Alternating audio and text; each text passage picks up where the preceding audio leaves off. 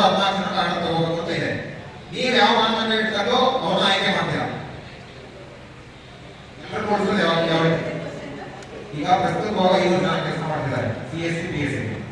ಈಗ ಸರ್ಕಾರದ ಆದೇಶ ಇದೆ 75% ಅನ್ವಯ ಮಾಡಬೇಕು ಅಂತ ಇದ್ದಾರೆ. ಅದ್ರಲ್ಲಿ ನೀವು ಯಾವ ನೌಕರನ್ನ ಕೈ ಬಿಡ್ತೀರಾ? ಈಗ ನೀವು ಮಾಹಿತಿ ತರುವಾಗ 5 ಜನ ತಂದಿದ್ದೀರಾ. ಈಗ ಅವ್ರು 414 ಜನ ಆಯ್ಕೆ ಮಾಡಬೇಕು ಅಂತ ಮಾಹಿತಿ ಕೊಡ್ತಿದ್ದಾರೆ.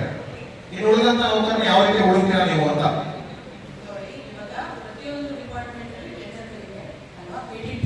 ಪ್ರಕಾರ ಟೆಂಡರ್ ಕರೀಬೇಕು.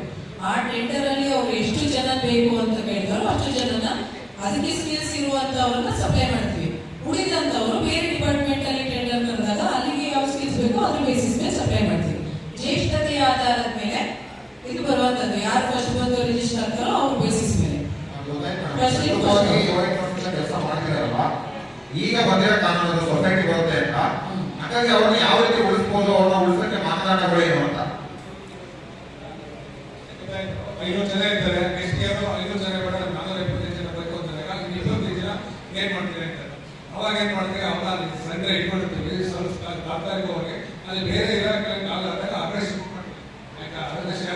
ಶರಣದಾಗ ಒಂದು ಸಮಸ್ಯೆ ಆಗುತ್ತೆ.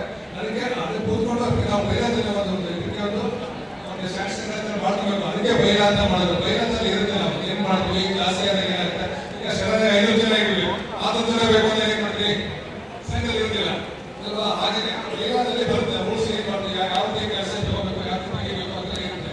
ಬೈಲಾದಲ್ಲಿ ಅದು ಸ್ಟಾರ್ಟಿಂಗ್ ಪ್ರಾಬ್ಲಮ್ ಅಂತ ಇದು ಏನಾದ್ರು ಸಂಘ ಸ್ಟಾರ್ಟಿಂಗ್